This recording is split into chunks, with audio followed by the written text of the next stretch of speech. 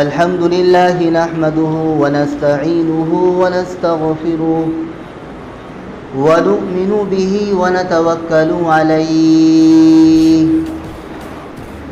ونعوذ بالله من شرور أنفسنا ومن سيئات أعمالنا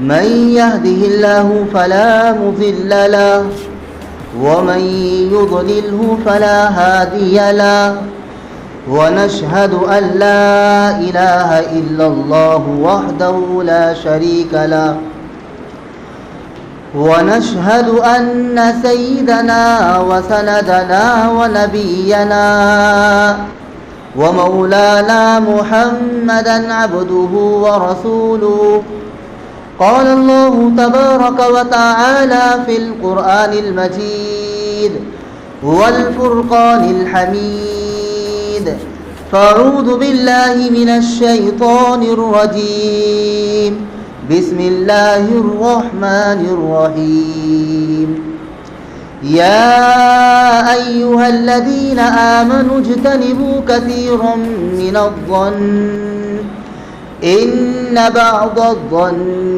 إثم ولا تجسسوا ولا يغتب بعضكم بعضا أيحب أحدكم أن يأكل لحم أخيه ميتا فكرهتموه واتقوا الله إن الله تواب رحيم.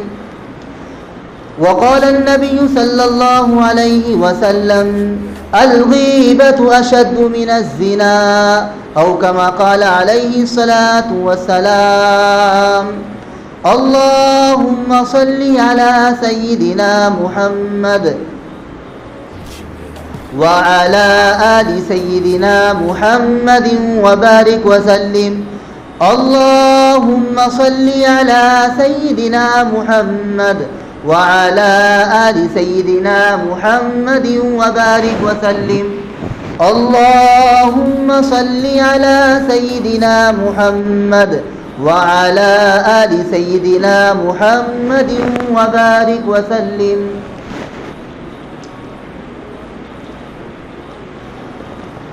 اللہ تبارک و تعالیٰ نے قرآن کریم کے 26ویں پارے میں سورہ حجرات کے دوسرے رکوع میں ارشاد فرمایا اے ایمان والو تم بہت گمان کرنے سے بچا کرو کیونکہ بعض گمان گناہ ہوتے ہیں، بعض گمان گناہ ہوتے ہیں، اور تم ایک دوسرے کی ٹوہ میں نہ لگو، ایک دوسرے کی غیبت مت کرو۔ کیا تم میں سے کوئی شخص اس بات کو پسند کرتا ہے کہ وہ اپنے مرے ہوئے بھائی کا گوشت کھائے، مردار بھائی کا گوشت کھائے؟ فَكَرِهْتُمُوهُ، تم بالکل اس چیز کو ناپسند کرتے ہو، اس سے گھن محسوس کرتے ہو، اور بے شک اللہ رب العزت بہت توبہ کو قبول کرنے والے ہیں، بخشنے والے ہیں۔ قرآن کریم میں تقریباً 88 مقامات پر یا ایھا الذین آمنو، اے ایمان والو، اے ایمان والو، اس امت محمدیہ کو اللہ رب العزت نے خطاب فرمایا۔ کتب سابقہ میں، پہلی کتابوں میں ڈائریکٹ انبیاء علیہ السلام کو اللہ رب العزت نے خطاب فرمایا، لیکن اللہ رب العزت کی شان کریمی کو دیکھیے کہ اللہ رب العزت نے براہ راست ہم کو فرمایا یا ایھا الذین آمنو، اے ایمان والو، اے ایمان والو۔ قرآن کریم میں تقریباً 88 مرتبہ 88 مقامات پر اللہ رب العزت نے ہم کو مخاطب فرمایا اے ایمان والو، اے ایمان والو۔ کسی شخص نے حضرت عبداللہ بن مسعود رضی اللہ عنہ سے عرض کیا کہ مجھے کچھ نصیحت فرما دیجئے۔ حضرت عبداللہ بن مسعود رضی اللہ عنہ نے کہا کہ دیکھیے، جب تم قرآن کی تلاوت کرو اور جہاں کہیں بھی یا ایھا الذین آمنوا آئے وہاں پر بالکل اپنے کان کو اور اپنے دل و دماغ کو حاضر ناظر رکھ کر یہ غور کرو، یہ فکر کرو کہ اللہ رب العزت کسی اچھی چیز کا ہم کو حکم دے رہا ہے اور بری چیز سے روک رہا ہے۔ پتہ یہ چلا، معلوم یہ ہوا کہ جہاں پر بھی قرآن کریم میں اللہ رب العزت نے ارشاد فرمایا یا ایھا الذین آمنو، اے ایمان والو، اے ایمان والو، جہاں پر بھی یہ لفظ آیا وہاں پر اللہ رب العزت نے کسی اچھی بات کا حکم فرمایا اور بری بات سے روکا ہے، بری بات سے روکا ہے۔ قرآن کریم کی جو آیت میں نے آپ کے سامنے پڑھی، اس آیت کریمہ میں تین چیزوں کا ذکر فرمایا اللہ رب العزت نے۔ نمبر 1، تجسس احوال، اے ایمان والو تم ایک دوسرے کی ٹوہ میں نہ لگے رہو، اور دوسری چیز یہ بتائی کہ تم غیبت نہ کرو، اور پھر ایک چیز یہ بتائی کہ اچھا گمان رکھو۔ تین چیزوں کا اس آیت کریمہ میں اللہ رب العزت نے ذکر فرمایا ہے۔ نمبر 1، لوگوں کے ساتھ اچھا گمان رکھو، اے ایمان والو تم بہت زیادہ گمان کرنے سے بچا کرو۔ کیوں بچا کرو؟ ان بعض الظن اثم ولا تجسس، اسم کہ بعض جو گمان ہوتے ہیں وہ گناہ ہوتے ہیں، اسم کہ بہت سارے لوگوں کی عادتیں ہوتی ہیں، گمان، غلط گمان کرتے ہیں، لوگوں سے یوں ہی فالتو میں ہی بدگمان ہو جاتے ہیں، بدظن ہو جاتے ہیں، ارے یہ کہاں سے آ رہا ہے، یہ تو وہاں پر گیا ہوگا، یہ تو غلط راستے پر گیا ہوگا، وہاں پہ یہ کیا ہوگا، وہاں سے یہ لے کر آیا ہوگا، وہاں پر شراب پی کر آیا ہوگا، یا وہاں پر غلط کام کر کے آیا ہوگا، غلط لوگوں میں بیٹھ کر آیا ہوگا۔ تو اس طریقے سے فرمایا کہ بعض گمان جو ہوتے ہیں وہ گناہ ہوتے ہیں۔ اسی کو ذکر کیا کہ ان بعض الظن اسم، کہ ایمان والو تم بہت زیادہ گمان کرنے سے بچا کرو، کیونکہ بعض گمان جو ہوتے ہیں وہ گناہ ہوتے ہیں۔ یہ بعض گمان گناہ ہوتے ہیں۔ گمان کی بھی دو قسم علماء نے لکھی ہے کہ ایک تو حسن ظن، اچھا گمان، اور ایک سوء ظن، برا گمان۔ تو گمان کی بھی دو قسمیں ہیں، لوگوں کے ساتھ اچھا گمان رکھو، برے گمان سے بچو۔ حسن ظن بھی اللہ رب العزت کی طرف سے بہت بڑا ایک عطیہ ہے۔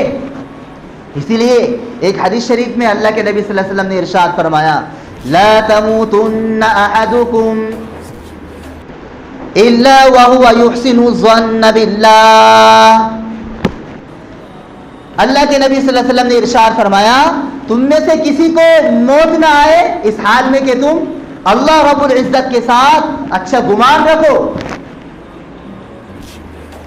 اچھا گمان رکھنا اللہ کی عبادت ہے، بہترین عبادت ہے۔ لوگوں سے بدگمان نہ ہوا کرو، لوگوں کے بارے میں صحیح گمان کرو۔ تو اللہ کے نبی صلی اللہ علیہ وسلم نے ارشاد فرمایا کہ تم میں سے کسی شخص کو بھی موت نہ آئے یہاں تک کہ وہ اچھا گمان رکھے اللہ کے ساتھ، اللہ کی ذات کے ساتھ صحیح گمان رکھے، اللہ کی صحیح عبادت کرے، اللہ کے احکامات کے مطابق زندگی گزارے، اور اللہ نے جو ہم کو حکم فرمایا ہے اس حکم کو بجا لاوے، اور اس میں گمان کرے کہ میرا اللہ مجھے معاف کرنے والا ہے، میرا اللہ مجھے بخش دے گا، میری مغفرت فرما دے گا۔ اللہ رب العزت سے صحیح بالکل گمان ہو ہمارا۔ آج ہم عبادتوں سے دور، اللہ کے احکامات سے دور، اللہ کی نافرمانیوں میں بالکل آگے، اور پھر بڑی جہالت کے ساتھ یوں کہتے ہیں ارے صاحب اللہ رب العزت تو بہت رحم کرنے والے ہیں، بس عبادت کرو یا مت کرو، نماز پڑھو یا مت پڑھو، دین کے مطابق چلو یا نہ چلو، اللہ رب العزت تو بہت بخشش کرنے والے ہیں، اللہ تو بہت معاف کرنے والا ہے۔ اس طریقے کے الفاظ لوگ کہتے ہیں، جبکہ کہا گیا لوگوں تم اللہ کی عبادت کرو اور اللہ کے ساتھ اچھا گمان رکھو، اللہ کی عبادت کے ساتھ، اللہ کی عبادت اس گمان کے ساتھ کرو کہ اللہ رب العزت مجھے بخش دے گا، میری بخشش فرما دے گا۔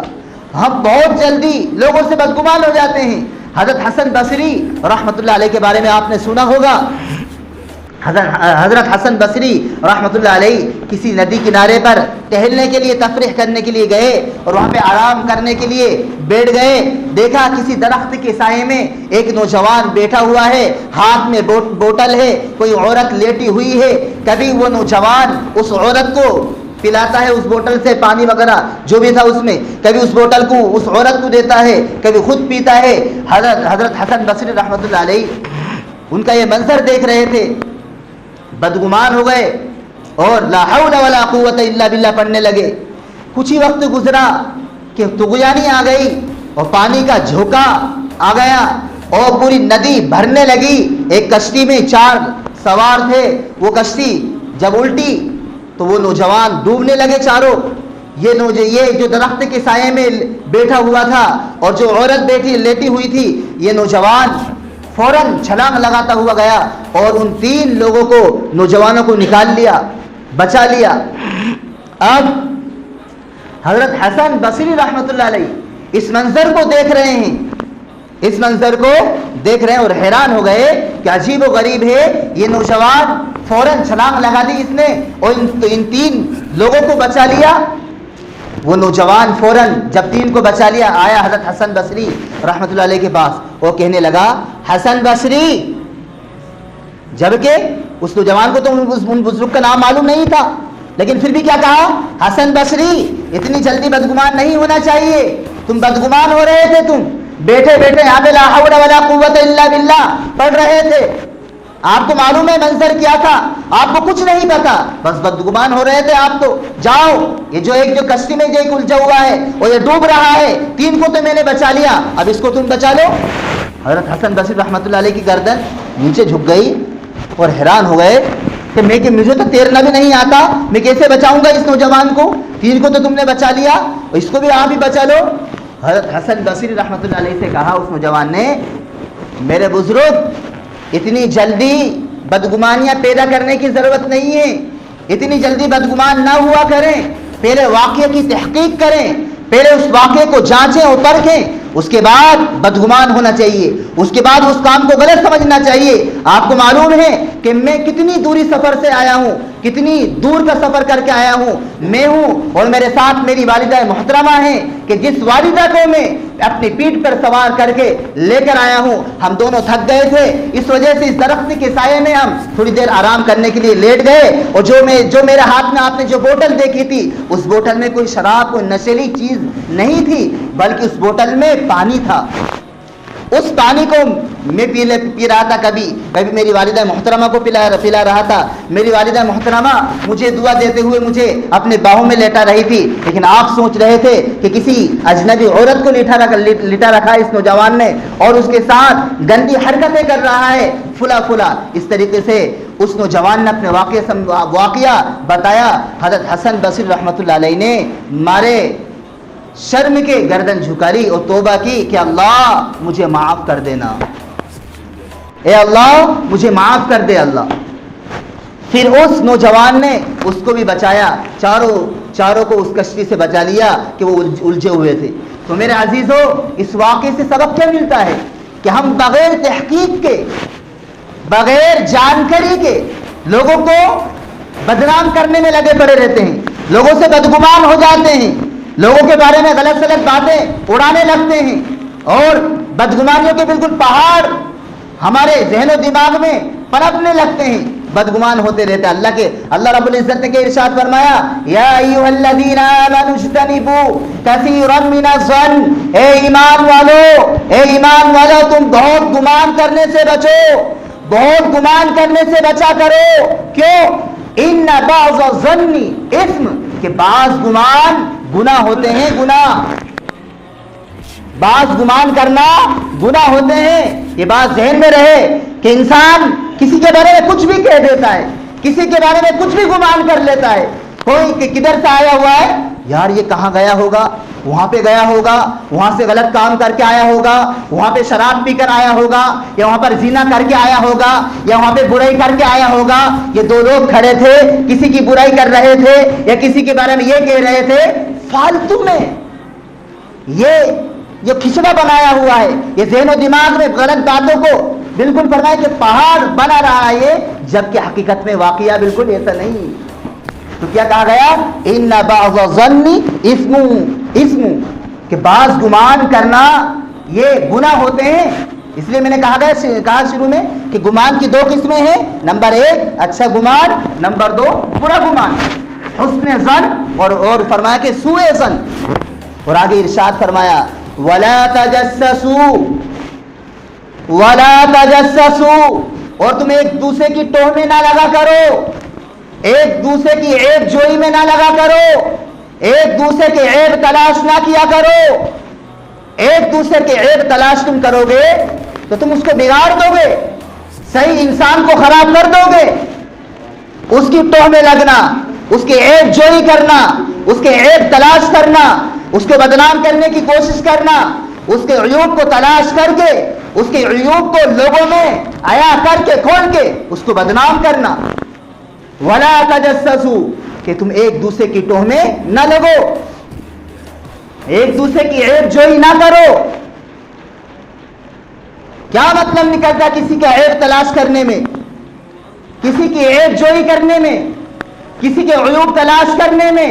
جبکہ ایک حدیث شریف میں تو یہ کہا گیا کہ اگر کسی سے کوئی غلطی ہو جائے، کوئی گناہ ہو جائے، اور پھر وہ توبہ کر لے، استغفار کر لے، اللہ سے دعا کرے کہ اے اللہ مجھے معاف فرما دے، لیکن ہم جیسا اگر اس کو غلط خیال کرے، پھر بھی یہ کہنے لگے کہ ارے ہاں تو وہی ہے نا کہ تو نے فلاں غلط قیام کیا تھا، تو نے زنا کیا تھا، یا تو نے یہ کام یوں کیا تھا، تو حدیث شریف میں آتا ہے کہ بار بار یہ ٹورچر اگر کرتا ہے، بار بار اس کو اگر یہ یوں کہتا ہے کہ تو فلاں ہے، کہ تو نے یہ گناہ کیا تھا، تو نے یہ گناہ کیا تھا، بار بار ٹورچر کرتا ہے، تو حدیث شریف میں آتا ہے وہ اس وقت تک اس دنیا سے رخصت نہیں ہو سکتا، اس وقت تک اس دنیا سے نہیں جا سکتا کہ جب تک کہ وہ شخص وہ خود اس گناہ میں ملوث نہ ہو جائے۔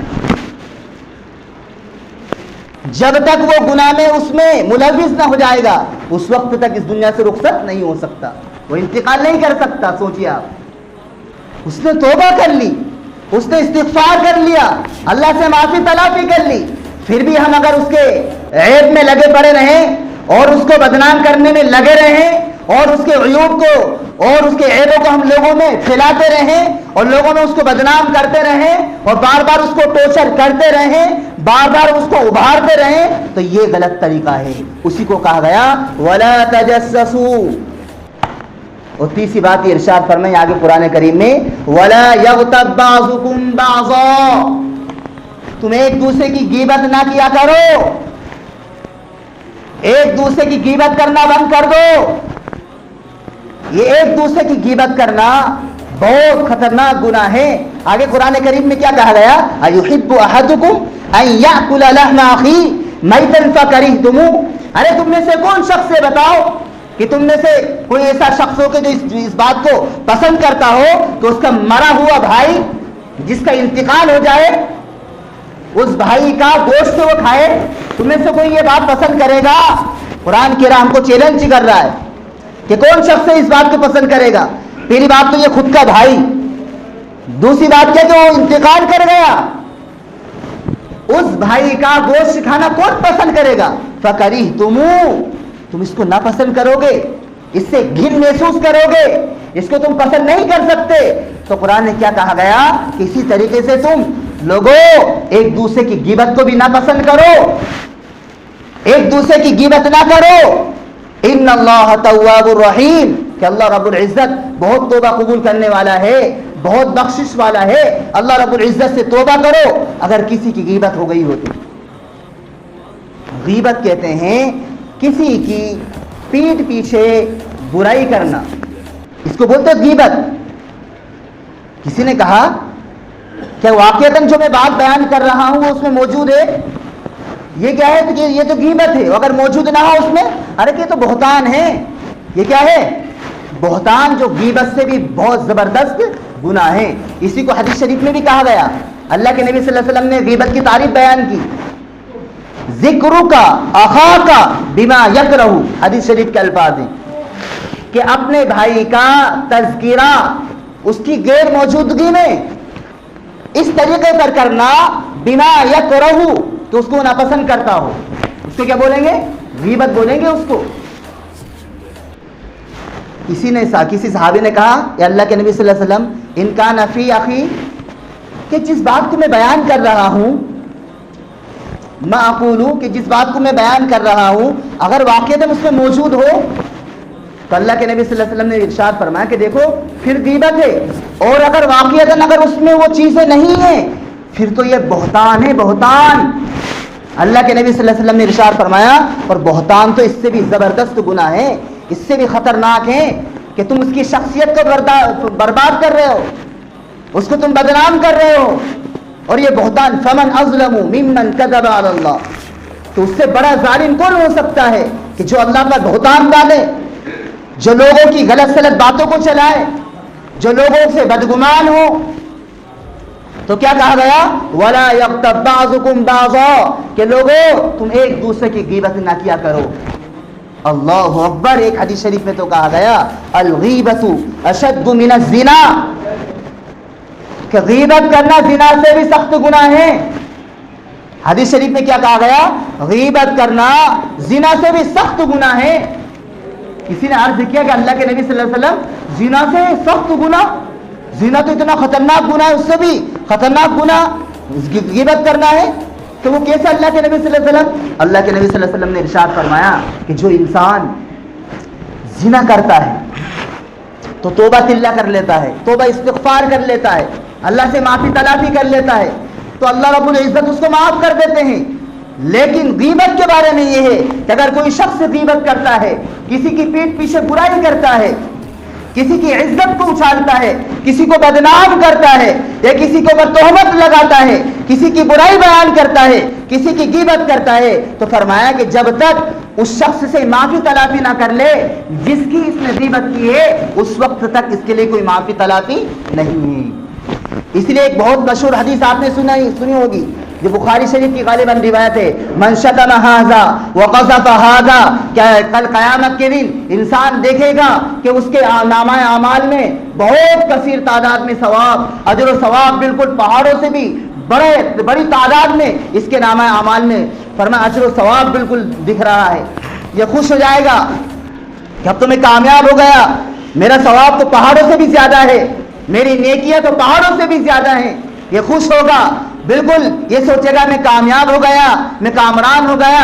حدیث شریف میں آتا ہے من قذف ھذا وقذف ھذا، کہ اگر اس نے کسی کو گالی دی ہوگی، کسی کو ستایا ہوگا، یا کسی کی غیبت کی ہوگی، یا کسی پر تہمت لگائی ہوگی، یا کسی کی برائی کی ہوگی، یا کسی کی زمین ہڑپی ہوگی، یا کسی کو بدنام کیا ہوگا، یا کسی کو بغیر حق کے قتل کیا ہوگا، یا کسی کو ناجائز طریقے پر فرمایا تو اس کو بدنام کیا ہوگا، تو کل قیامت کے دن وہ تمام لوگ آئیں گے اور اس سے سوال کریں گے، اللہ رب العزت سے کہیں گے کہ اللہ اس نے میری زمین دبائی تھی، اے اللہ اس نے میری برائی کی تھی، اے اللہ اس نے میری غیبت کی تھی، اور اس نے اتنا نقصان کیا تھا۔ اللہ رب العزت فرمائیں گے کہ جا اس کی نیکی میں سے لے لے، وہ آئے گا اس کی نیکی لے گا، وہ آئے گا اس کی نیکی لے لے گا، وہ آئے گا۔ جب وہ قطار اور لائن ختم نہیں ہوں گی اور اس کی جتنی نیکیاں اجر و ثواب سب بالکل چوپٹ ہو جائے گا۔ لائن ابھی چالو ہے، قطار ابھی چالو ہے، اب کیا ہوگا؟ حدیث شریف میں آتا ہے کہ جتنے لوگوں کی لائن ہوگی نا، جو قطاریں جو ابھی باقی ہیں، ان لوگوں کے گناہ اس شخص پر ڈال دیے جائیں گے۔ اللہ اکبر۔ سوچیے آپ اتنا خطرناک گناہ ہے میرے عزیزو۔ آج ہم تسبیحات میں تو بہت مست ہوتے ہیں، لیکن تسبیح پڑھنے کے بعد، مسجد سے نکلنے کے بعد ہماری مجلس سے بتاؤ کتنی دیندار ہوتی ہیں، ہماری دکانیں کتنی محفوظ ہوتی ہیں، یا ہماری بیٹھکوں پہ دیکھو آپ، ہم کتنی دین کی بات کرتے ہیں باہر بیٹھ کر۔ ہماری شاید کہ کوئی سی مجلس باقی ہوتی رہتی ہوگی کہ کسی غریب کا ہم دل نہیں دکھاتے ہوں، یا کسی کی غیبت نہ کرتے ہوں گے، یا کسی کی برائی بیان نہ کرتے ہوں گے، یا کسی پر تہمت نہیں لگاتے ہوں گے۔ یہ بس ادھر کی بات، اس کو بدنام کیا، اس کی غیبت کی، اس کو برا بھلا کہا اور اس کے بارے میں بدگمان ہوئے اور چلو بس۔ اس لیے میں کہا کرتا ہوں بار بار میرے عزیزوں، نوجوانوں، بزرگوں، کہ نیکی کرنا تو بہت آسان ہے، لیکن نیکی کو محفوظ رکھنا، اس کو بچانا، یہ اصل کامیابی کی دلیل ہے، یہ اصل کامیابی ہے۔ عبادت میں تو شیطان بھی بہت آگے تھا، شیطان ہم سے زیادہ بہت زبردست عبادت کرتا تھا، ارے قرآن کی کم تلاوت کرتا تھا، یا اس نے کم عبادت کی تھی، لیکن اللہ رب العزت نے اس کو نیست و نابود کر دیا. تو اللہ رب العزت سے اللہ رب العزت نے جو ہم کو حکم دیا ہے، جو اللہ رب العزت نے ہم کو جو احکامات دیے ہیں، ان کو ہم سمجھیں، ان کے اوپر عمل کریں. تو کیا کہا گیا کہ لوگوں ایک دوسرے کی غیبت نہ کرو، چغل خوری سے اپنے آپ کو بچاؤ. اس لیے حدیث شریف جو ہم نے بچپن میں رٹی تھی، لا يدخل الجنت قطات، پڑھا ہوگا ہم نے کہ چغل خور جنت میں داخل نہیں ہوگا. پڑھا ہر ایک نے، ہم نے رٹی ہے حدیث شریف، چغل خور جنت میں داخل نہیں ہو سکتا. یعنی مطلب کیا ہے کہ اس کا جو گناہ ہے وہ بھگتے گا. ڈائریکٹ جو نیک لوگوں کے ساتھ اس کے انٹری نہیں ہے، اس کا داخلہ نہیں ہے، بعد میں جائے گا وہ سزا بھگتنے کے بعد. چغل خور جنت میں نہیں جا سکتا. اسی لیے آپ نے سنا ہوگا کوئی شخص اپنے غلام کو بیچنے کے لیے گیا، خریدار کو کہا، سامنے والوں کو کہا کہ دیکھیے میں اس غلام کو، اس نوکر کو بیچ تو رہا ہوں آپ کو، لیکن اس میں ایک عیب ہے. بات کو سننا، غور سے سننا، ادھر ادھر مت جھانکو، بالکل انشاءاللہ بات ختم ہو جائے گی. تو اس شخص نے کہا خریدار کو، جو سامنے والوں کو، کہ دیکھو میں غلام جو آپ کو بیچ رہا ہوں اس میں ایک عیب ہے. وہ عیب یہ ہے کہ چغل خور ہے میرا غلام، دیکھ لینا ابھی، بعد میں آپ بولنا مت. تو اس شخص نے کہا کہ اچھا چغل خور ہے، کہ یہ عیب تو جو ہے میں انشاءاللہ اصلاح کر لوں گا اس کی. اب جب اس غلام کو بیچ دیا، چند دن گزرے. اب کہتے ہیں نا جب کسی کی عادت جو ہوتی نا وہ ختم نہیں ہوتی، کہ کوئی برائی کرتے کرتے قبر میں چلا جاتا، برا مت ماننا، صحیح بتا رہا ہوں میں، اس کی عادت ختم ہو ہی نہیں سکتی ہو. وہ کسی کو بس ایک ہی ذہن رہتا ہے اس کا، بس اس کی عادت جو ہے اس کی برائی کرنا، اس کی غیبت کرنا، اس کو بدنام کرنا، اور اسی کشمکش میں وہ قبر میں بھی چلا جاتا ہے. لیکن اس کی عادت ختم نہیں ہوتی. مرنے کے بعد بھی لوگ اس کو کس بات سے یاد کرتے معلوم ہے آپ کو؟ ارے فلاں جو شخص تھا نا بہت برا انسان تھا یار، وہ اس کے بعد دوسروں کی برائی کرا کوئی بات ہی نہیں رہتی تھی. ارے کہتے نہیں کہتے؟ دیکھ آپ تجربہ کرنا، میرا تجربہ تو ہے. کسی کی عادت ہوتی. اب اس غلام کی کیا عادت تھی؟ چغل خوری کی عادت تھی اس کی بہت زیادہ. اب اس کی عادت مجبور ہوا عادت سے. جب بادشاہ کے گھر جب چلا گیا تو اس نے کہا بادشاہ سے، نہیں پہلے بیوی سے کہا، اس بادشاہ کی بیوی سے کہا کہ تمہارا آدمی تم کو طلاق دے گا، تم کو طلاق دینے والا ہے تمہارا آدمی. بات کو سننا، بہت پوائنٹ کی بات کرنے جا رہا ہوں، یہ نچوڑ ہے انشاءاللہ. کہ تمہارا آدمی تم کو طلاق دینے والا ہے بادشاہ جو ہے، اور وہ دوسری عورت کر کے لے کر آئے گا. اب عورت نے سوچا کیا کرنا چاہیے. اس غلام نے کہا کہ بات بتاؤں میں آپ کو، اگر تم کو اس اپنے بادشاہ سے محبت چاہیے اور وہ آپ چاہتے ہو کہ وہ مجھ سے محبت کرنے لگے، تو ایک کام کرو، تم کی گدی کے چند بال کاٹ کے مجھے لا کر دے دو، آپ میں انشاءاللہ منتر اور جنتر پڑھ دوں گا، تمہارا کام ہو جائے گا. اب یہ ہلا بھی بتا دیا اس غلام نے. دیکھیے اس کی عادت چغل خوری کی تھی، دیکھنا.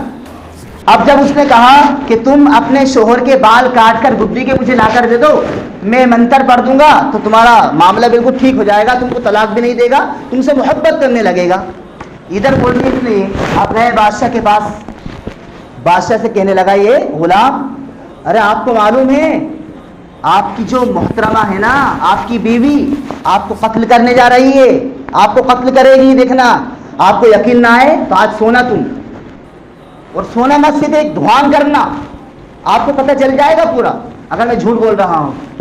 آپ کو قتل کر دے گی، اور وہ آپ سے محبت نہیں کرتی، وہ تو دوسرے کے چکر میں ہے. وہ تو اچھا کہ ہاں دیکھوں گا. دیکھو آج اب بادشاہ سونے کا ایک ڈرامہ کر کے لیٹ گیا. وہ جب کافی رات گزر گئی، اب بیوی نے سوچا موقع اچھا ہے، اس طرح لیا، اور جیسے ہی وہ گئی ایسے ہی ہاتھ پکڑ لیا بادشاہ نے بیوی کا، اور کہنے لگا کہ واقعات میرے غلام نے بالکل بہت صحیح بات کہی کہ تیری بیوی تجھے آج قتل کرے گی. کیا تیری بیوی آج تجھے قتل کرے گی؟ یہ تو پکڑا گئی آج. اس نے ہاتھ پکڑا فوراً اور غضب ناک ہو گیا، غصہ ہو گیا، اور وہیں پہ اس کو قتل کر ڈالا. بادشاہ نے اپنی بیوی کو قتل کر دیا. اب جب قتل کر دیا، جب اس کے گھر والوں کو پتہ چلا کہ ہماری بیٹی کو قتل کر دیا، تو وہ چلے، تو انہوں نے اس بادشاہ کو بھی قتل کر دیا. دونوں چلے گئے. اب ان دونوں کو جو خاندان، ان میں خطرناک جھگڑا ہوا.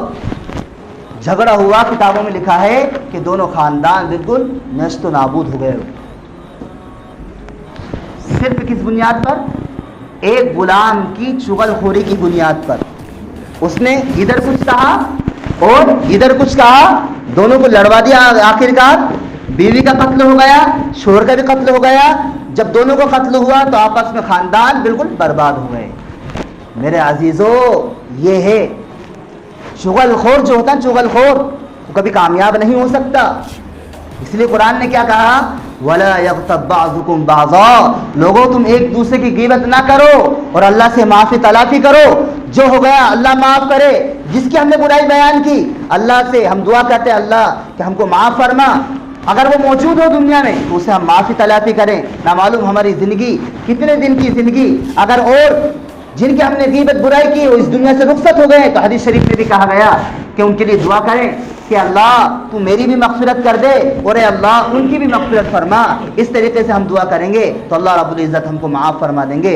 اللہ رب العزت ہم سب کو کہنے سننے سے زیادہ عمل کرنے کی توفیق عطا فرمائے. وآخر دعوانا الحمدللہ رب العالمین.